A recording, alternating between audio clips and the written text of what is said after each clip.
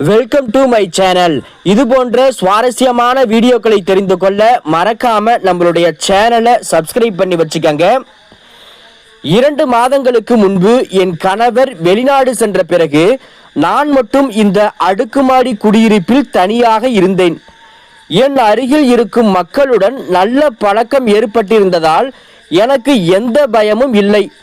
ஆனால் ஒரு நாள் என் மாமியார் என்னை அழைத்து, உன் கணவரின் தம்பி ராகுல் நாளை உன் வீட்டிற்கு வருகிறான், ஏனெனில் இந்த நகரத்தில் அவனுக்கு வேலை கிடைத்திருக்கிறது என்று கூறினார்.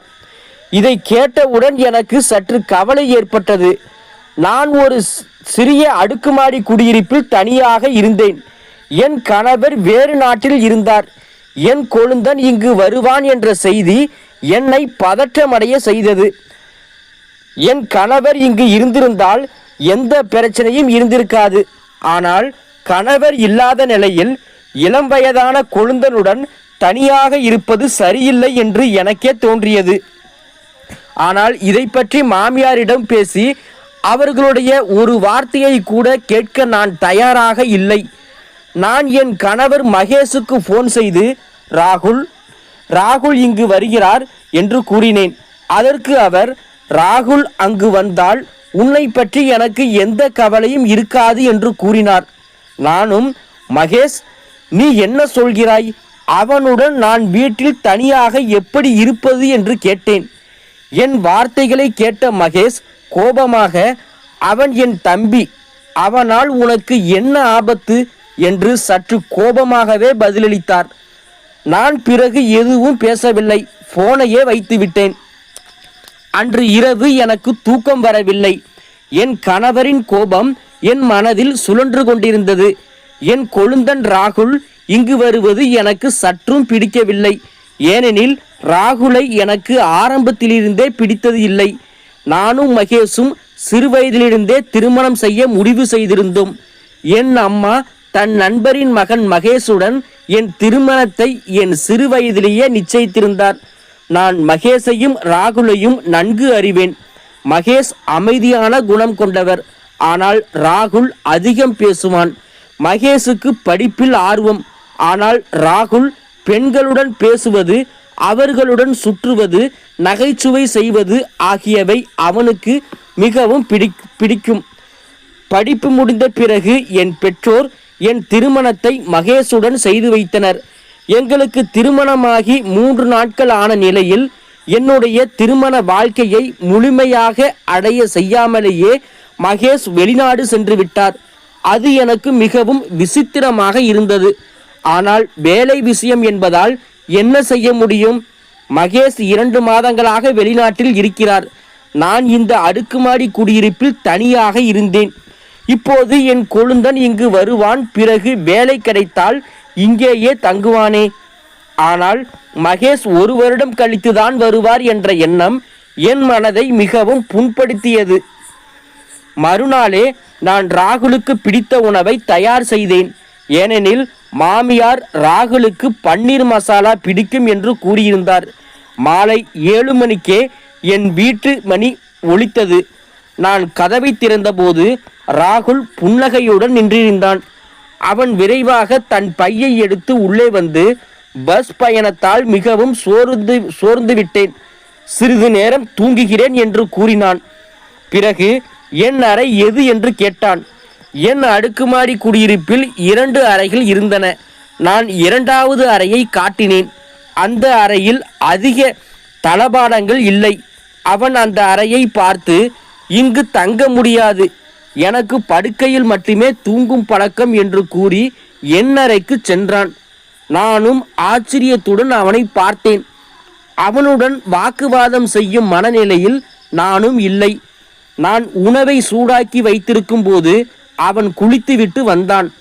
அவனுக்கு உணவு மிகவும் பிடித்திருந்தது. நீ செய்த உணவு மிகவும் சுவையாக இருக்கிறது.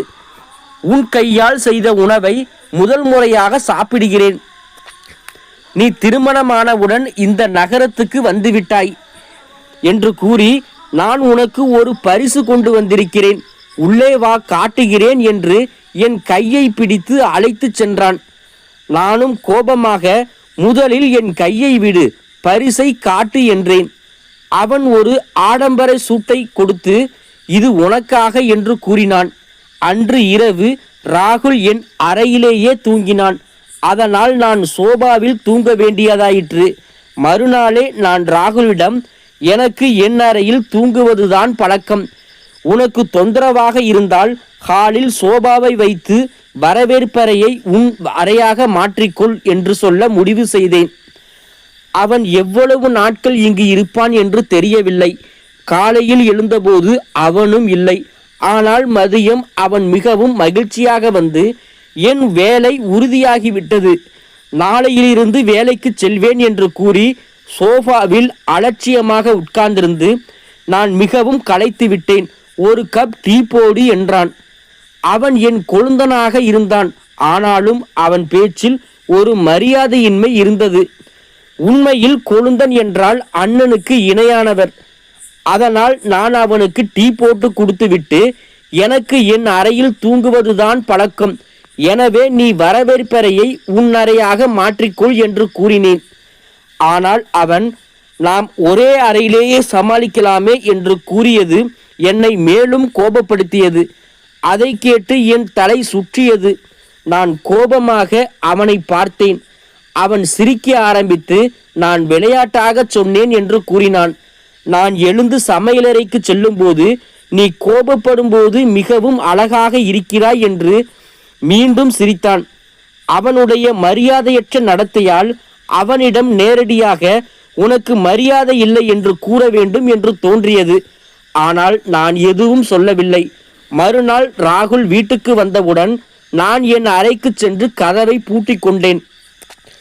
அவன் உணவு உண்ட பிறகு மட்டுமே வெளியே வருவேன் என்று முடிவு செய்தேன். ஆனால் அவன் என் கதவை தட்ட ஆரம்பித்த போது எனக்கும் ஆச்சரியமாக இருந்தது. கதவை திறந்தவுடன் உணவு மேசையில் வைத்திருக்கிறேன் என்று கூறினேன்.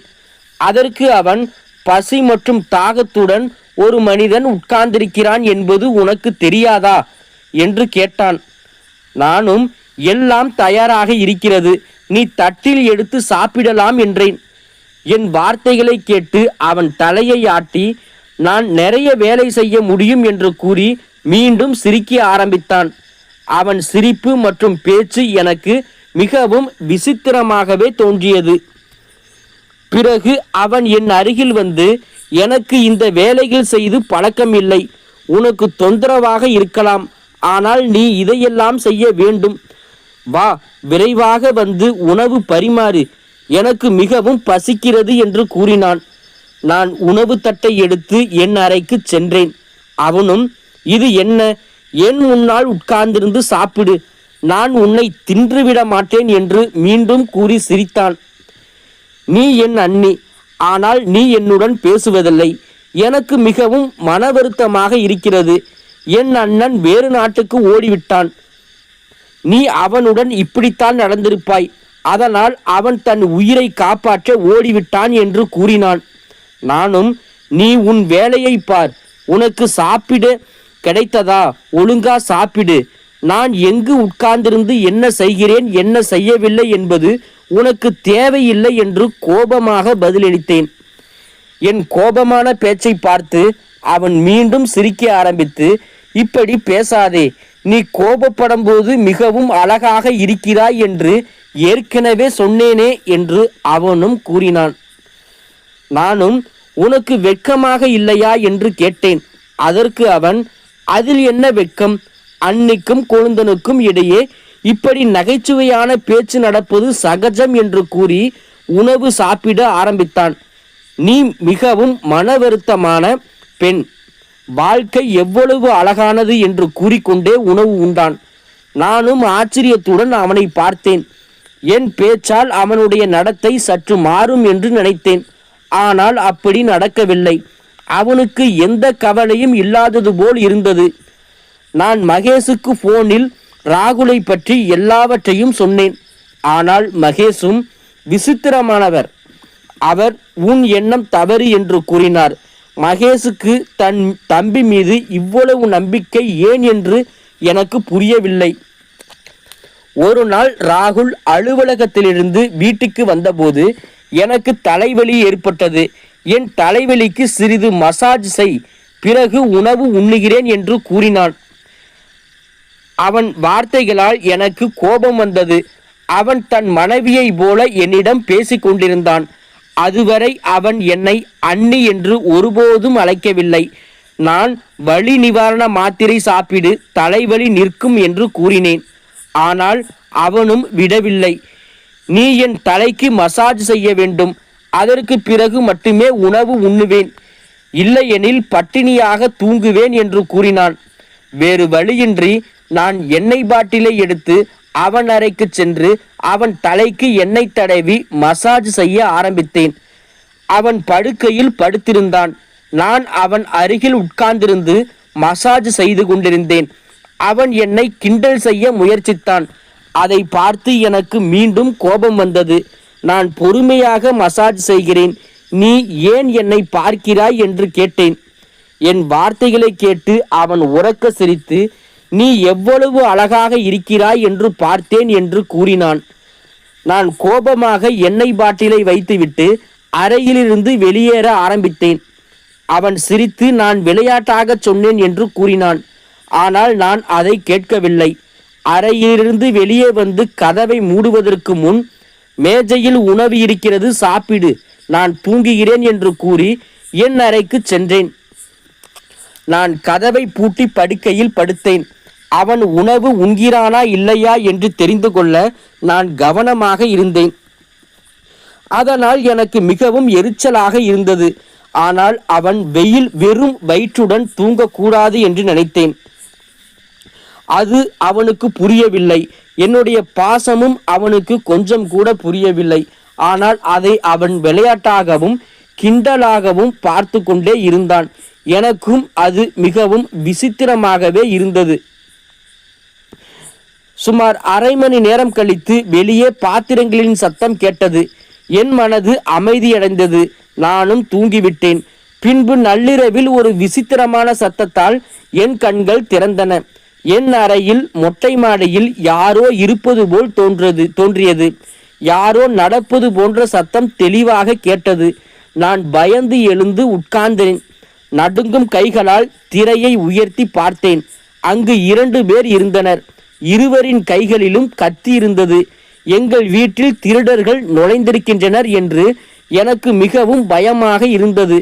திருடர்கள் என் அறையில் கதவின் அருகில் இருந்தனர். நான் விரைவாக என் அறை கதவை திறந்து வெளியே ஓடினேன். நான் வேகமாக ஓடி ராகுலின் அறை கதவை தட்டினேன். அவனும் ஆழ்ந்த தூக்கத்திலிருந்து எழுந்தான். அவன் ஆச்சரியத்துடன் என்னை பார்த்தான். என் முகத்தில் இருந்த பயத்தை பார்த்து என்ன ஆயிற்று என்று கேட்டேன். நான் அவனை தள்ளிவிட்டு அவன் அறைக்குள் நுழைந்தேன். விரைவாக அவன் அறை கதவை உள்பக்கமாக பூட்டினேன். இதையெல்லாம் பார்த்து அவனுக்கு மிகவும் ஆச்சரியமாக இருந்தது. என் உடல் பயத்தால் நடுங்கியது. பயத்தால் என் வாயிலிருந்து எதுவும் வரவில்லை. என் அறையில் திருடர்கள் இருக்கிறார்கள் என்று கூறினேன். என் வார்த்தைகள் முடிவதற்குள் கதவில் டக்கு டக்கு என்று சத்தமும் கேட்டது. அறையில் கதவு தட்டும் சத்தம் கேட்டு ராகுலும் பயந்தாம். ஆனால் என் நிலைமை எப்படி இருந்தது என்றால், என் இதய துடிப்பே நின்றுவிட்டது போல இருந்தது. பயத்தில் நான் ராகுலின் கையை பிடித்து கொண்டேன்.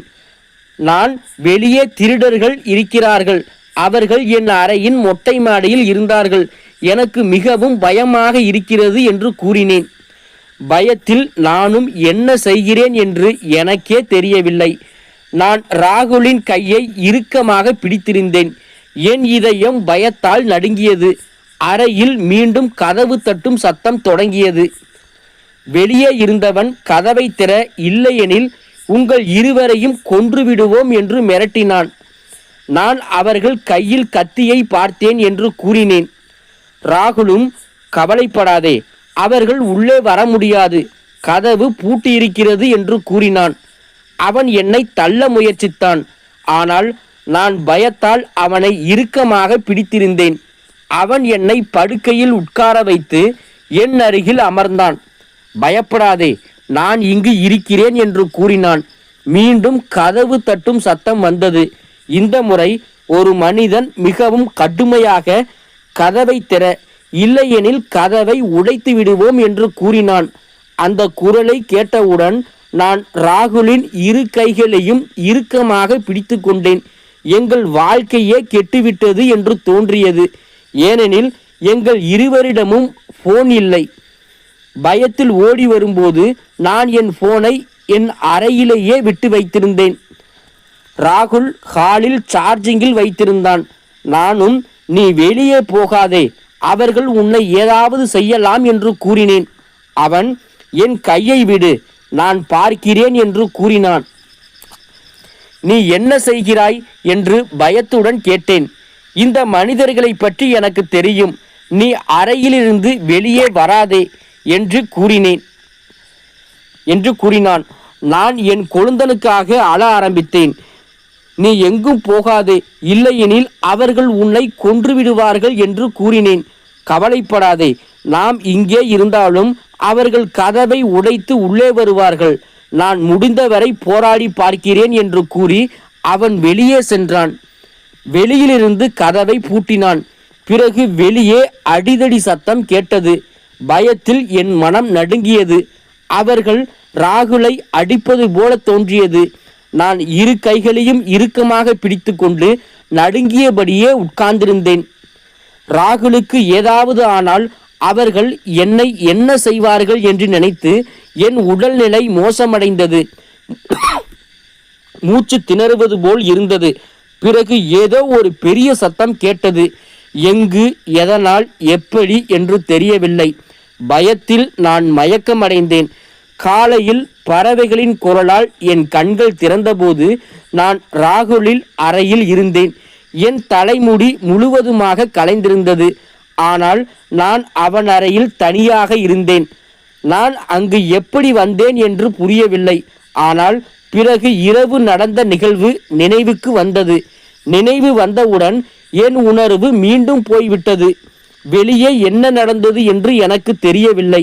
நான் அவன் அறையிலிருந்து வெளியே வந்தவுடன் ராகுல் சோஃபாவில் உட்கார்ந்திருந்தான். அவன் கையில் கட்டு இருந்தது. தலையில் காயத்தின் தழும்புகள் தெரிந்தன. நான் அவன் அருகில் சென்று, என்ன ஆயிற்று, உன் கையில் என்ன என்று கேட்டேன். அவனும், சண்டையில் அவர்கள் என் மேல் கத்தியால் தாக்கினார்கள். ஆனால் கத்தி என் கையில் பட்டது. உனக்கு எதுவும் தெரியவில்லை. நீ மயக்கமாகி விழுந்து விட்டாய். ஆனால் இப்போது கவலைப்படாதே, எல்லாம் சரியாகிவிட்டது. போலீசார் அவர்களை பிடித்து வைத்திருக்கிறார்கள். அந்த திருடர்கள் காவலில் இருக்கிறார்கள் என்று கூறி என் முகத்தை பார்க்காமல் பேசினான். ஆனால் அந்த நாளிலிருந்து நான் மிகவும் பயந்து போயிருந்தேன். ராகுல் திடீரென மௌனமாயிருந்தான். அது எனக்கு விசித்திரமாக இருந்தது. அவன் முன்பு போல் விளையாட்டாக பேசுவதை முற்றிலும் நிறுத்திவிட்டான். ராகுல் முன்பு இருந்த ராகுலாக இல்லை. அவன் மிகவும் தீவிரமாக மாறிவிட்டான். அவன் என்னுடன் அதிகம் பேசுவதில்லை. அவன் மனமுடைந்து இருப்பது போல தோன்றியது. நான் அவன் முன் உணவு வைத்தால் அவன் ஆழ்ந்த சிந்தனையில் மூழ்கிவிடுவான். 2-3 முறை சொன்ன பிறகே அவன் உணவு உண்ணுவான். இப்படியே 1 மாதம் கடந்துவிட்டது. பின்பு ஒரு நாள் நான் தலை சுற்றி விழுந்தபோது ராகுல் என்னை பிடித்து கொண்டான். அவன் என்னை பிடிக்காவிட்டால் நான் கடுமையாக காயமடைந்திருப்பேன். அவன் என்னை சோஃபாவில் உட்கார வைத்து, நீ உன்னை பார்த்து கொள்ளவில்லை, இப்போது உன் நிலையை பார், பலவீனத்தால் தலை சுற்றல் வந்திருக்கலாம் என்று கூறினான். ராகுல் என்னை மருத்துவரிடம் அழைத்து சென்றான். நான் தனியாக மருத்துவரின் அறைக்கு சென்றேன். மருத்துவர் செய்த சில பரிசோதனைகளின் அறிக்கை வந்தவுடன் என் மனது அதிர்ச்சியடைந்தது. மருத்துவரும் நீ கர்ப்பிணி என்று கூறியபோது எனக்கு தலை சுற்றியது. என் கணவர் கடந்த 3-4 மாதங்களாக என்னுடன் இல்லை. அவர் இதுவரை என்னை தொடவில்லை. ராகுல் மட்டுமே என்னுடன் இருந்தான். ஆனால் இது எப்படி சாத்தியம் என்று எனக்கு புரியவில்லை. என் மனது வெறுமையாகிவிட்டது. ராகுல் எப்போது இதை செய்தான் என்று யோசித்து எனக்கும் கவலை ஏற்பட்டது. நான் எந்த பொருளையும் உட்கொள்ளவில்லை. யாரும் எனக்கு எதையும் சாப்பிட கொடுக்கவில்லை. பிறகு நான் கர்ப்பிணியாவது எப்படி? அப்போது அந்த இரவு திருடர்கள் வீட்டுக்கு வந்தது என் நினைவுக்கு வந்தது. நான் மயக்கமாக இருந்தேன். அதன் பிறகு ராகுலின் நடத்தை மாறியிருந்தது. அவன் மனமுடைந்து மௌனமாக இருந்தான். அந்த இரவு ராகுல் என்னுடன் தவறு செய்திருக்கலாம் என்று தோன்றியது. நான் மயக்கமடைந்திருந்த போது அவன் என்னை தவறாக பயன்படுத்தியிருக்கலாம். எனக்கு அவனுடைய ஆதரவு தேவைப்பட்ட போது அவன் இதை செய்திருக்கின்றான். நான் என் கண்ணீரை துடைத்து மருத்துவரின் அறையிலிருந்து வெளியே வந்தேன். ராகுல் வெளியே உட்கார்ந்திருந்தான். என்னை பார்த்தவுடன் என்ன ஆயிற்று, மருத்துவர் என்ன சொன்னார் என்று கேட்டான். நானும் எதுவும் சொல்லவில்லை. வீட்டிற்கு சென்று அவனிடம் கேட்க வேண்டும் என்று முடிவு செய்தேன். அவன் என் நடத்தைக்கு வெட்கப்பட வேண்டும். ஆனால் வீட்டுக்கு வந்தவுடன் மற்றும் ஒரு அதிர்ச்சி எனக்கு காத்திருந்தது. வீட்டில் மகேஷ் புன்னகையுடன் நின்றிருந்தான். என்னை பார்த்து நீ எப்படி இருக்கிறாய் என்று கேட்டான். நான் திகைத்து நின்றேன். மகேஷை பார்த்தவுடன் ராகுலுக்கு சற்று மன வருத்தம் ஏற்பட்டது. அப்போது எனக்கு மிகவும் துக்கம் ஏற்பட்டது. என்ன செய்ய வேண்டும் என்றே தெரியவில்லை. நான் மகேஷை பிடித்து கொண்டு அழ ஆரம்பித்தேன். ஆனால் ராகுல் என்னை கெடுத்து விட்டான் என்று அவனிடம் எப்படி சொல்வது என்று தெரியவில்லை.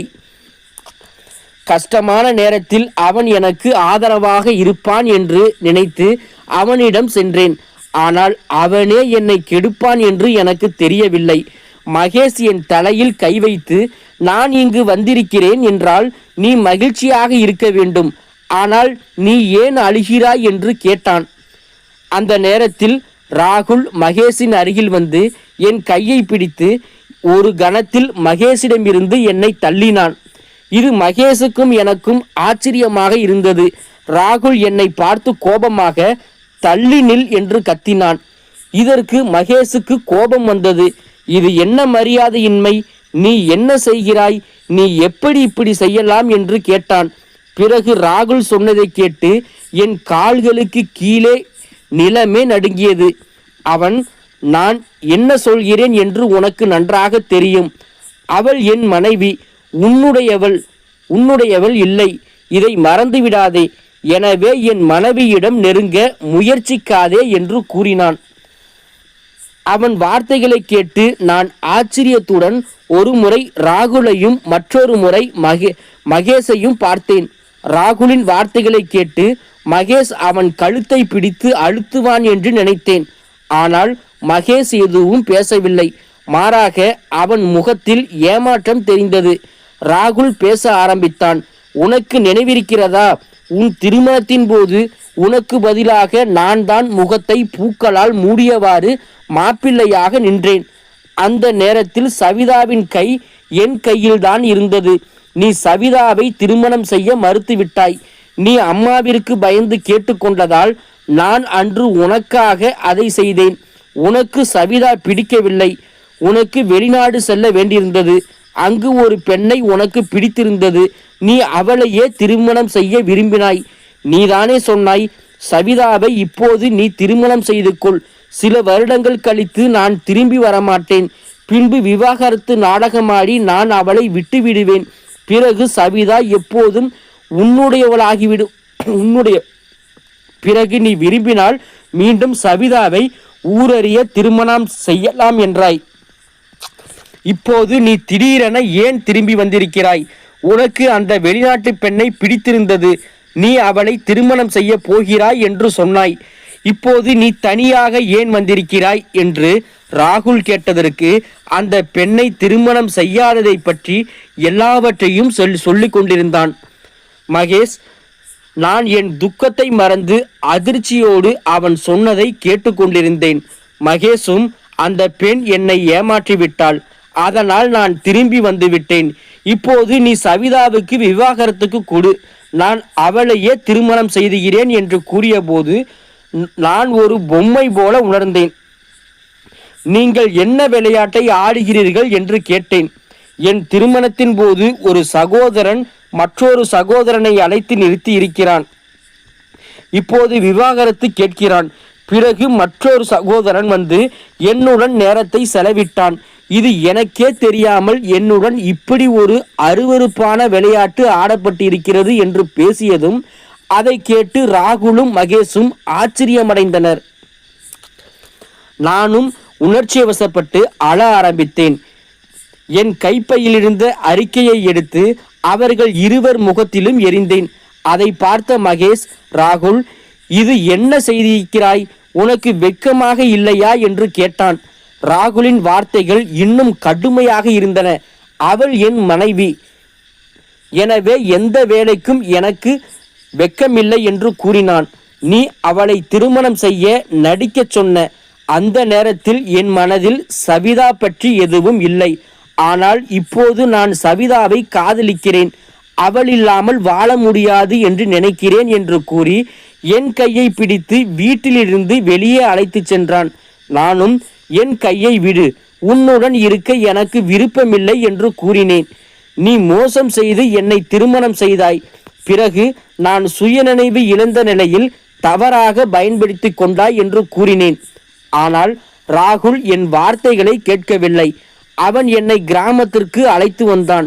நான் என் மாமியார், மாமனார், அம்மா, அப்பாவிடம் எல்லா உண்மைகளையும் சொன்னேன்.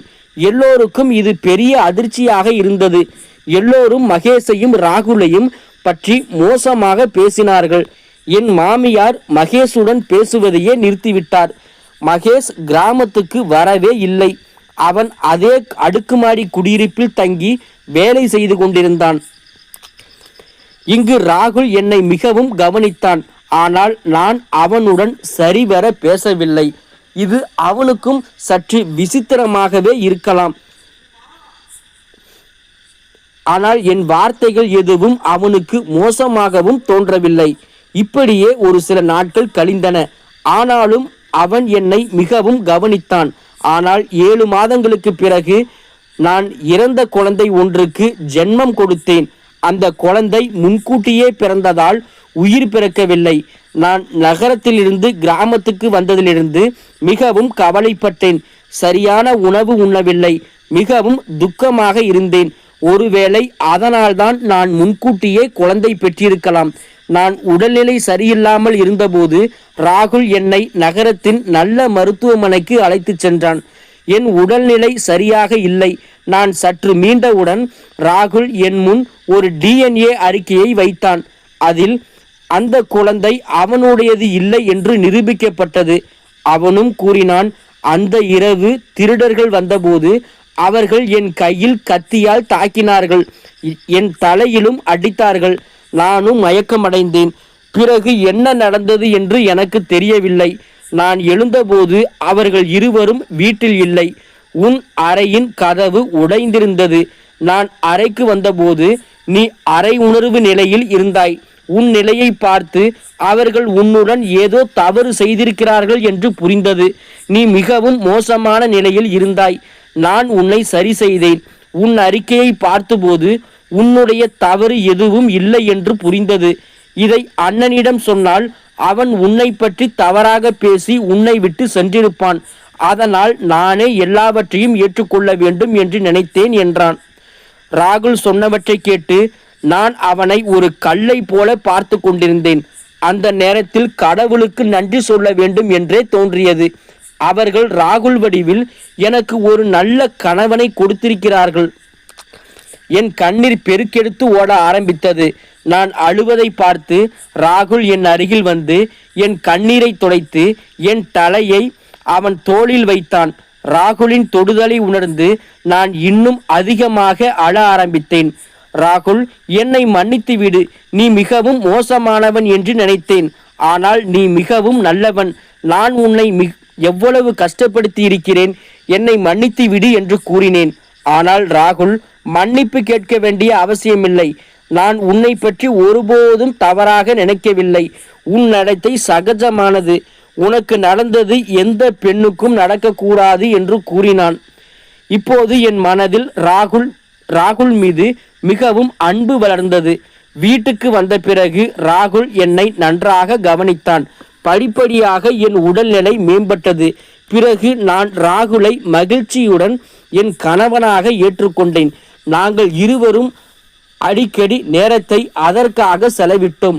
அடுத்த 9-10 மாதங்களில் ஒரு அழகான குழந்தையை பெற்றெடுத்து கொள்ள ஆரம்பித்தோம். நாங்கள் இருவரும் இப்போது சந்தோஷமான வாழ்க்கையை வாழ்ந்து கொண்டிருக்கின்றோம். இந்த வீடியோ பற்றி உங்களுடைய கருத்துக்கள் ஏதாவது இருந்துச்சு அப்படின்னா கீழே இருக்கிற கமெண்ட் செக்ஷனில் கண்டிப்பாக சொல்லுங்கள். தேங்க்ஸ் ஃபார் வாட்சிங்.